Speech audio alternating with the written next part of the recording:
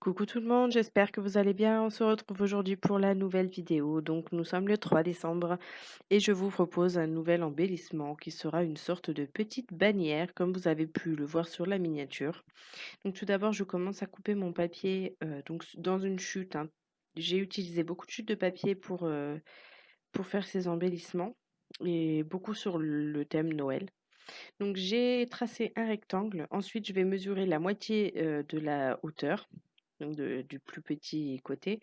Ensuite, j'ai pris, je pense 1 centimètre. J'ai tracé donc de ce point au milieu jusqu'à l'angle et ça m'a donné ma forme de bannière.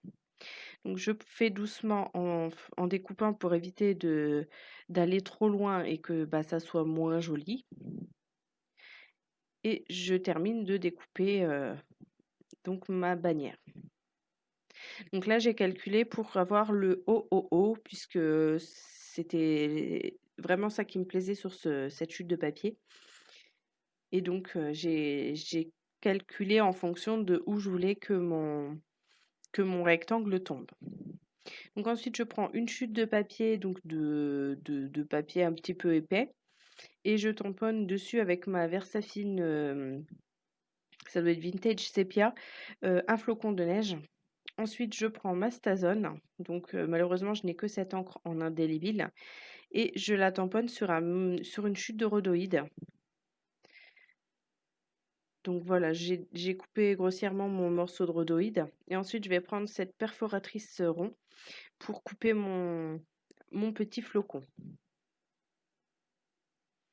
Donc là, je vais retailler mon rhodoïde pour qu'il soit plus fin et qu'il y ait plus ou moins vraiment que le texte, on va dire. Donc je coupe proprement les bords. Je positionne le haut du milieu pour mettre à peu près au milieu du flocon et je l'agrafe avec mes mini agrafes. Je crois que c'est de l'agrafeuse Tim Holtz, si je ne dis pas de bêtises. Ensuite, je prends de la ficelle, du fil, pardon, du fil de couture tout bête. Donc, j'en coupe un morceau. Ensuite, je prends mon double face 3D. J'en prends un petit carré qui est pas trop grand pour aller sur mon rond cercle. Donc je colle mon double face.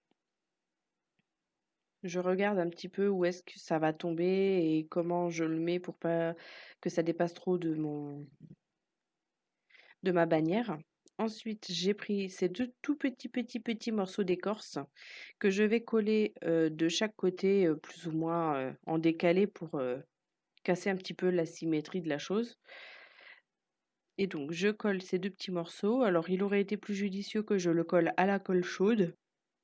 Mais bon, là, j'ai fait avec de la colle classique. En le laissant bien prendre, ça va. Donc ensuite, je fais ma petite boulette de fil que je positionne à l'endroit souhaité. Et je colle mon double face au milieu de ceci. Et je vous montre de plus près le résultat. Et je vous laisse avec la photo des autres embellissements que j'ai réalisés sur le même principe plus ou moins.